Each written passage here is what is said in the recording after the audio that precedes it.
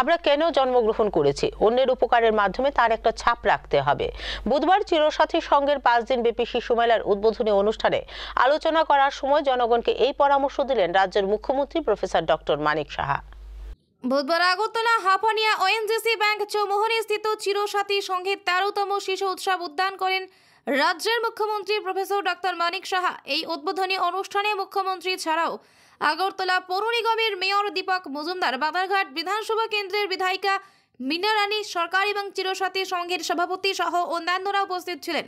5 দিন ব্যাপী শিশু মেলা উদ্বোধনী অনুষ্ঠানে আলোচনা করতে গিয়ে রাজ্যের মুখ্যমন্ত্রী বলেন, বিভিন্ন ক্লাব বর্তমানে শিশু মেলায় এগিয়ে এসেছে, এজন্য তিনি তাদের প্রশংসা করেন। এই মেলার মাধ্যমে শিশুদের মানসিক বিকাশ ঘটবে, এই অভিমত ব্যক্ত করেন তিনি।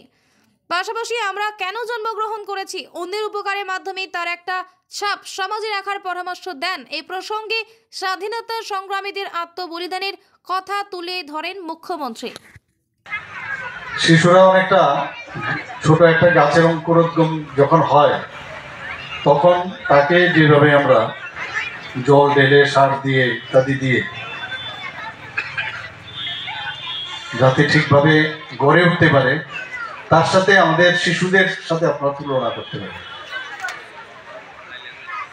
শিশুদেরকে লালন পালনের ঘরের ভিতর হয় ঠিকই, কিন্তু ঘরের বাইরে যদি আমরা যাই, সেটা হচ্ছে আমাদের সমাজ। এই অত্র এলাকার অবস্থাটা কি যদি দেখা যায়, ছোটবেলার থেকে এখানে দেখা যায় উচ্ছৃঙ্খল অবস্থা, ওই ক্লাব সংলগ্ন বা ওই অত্র এলাকা, তাহলে ছোটবেলার থেকে কিন্তু তার মস্তিষ্কের নিতে কিন্তু এটা থেকে যায়।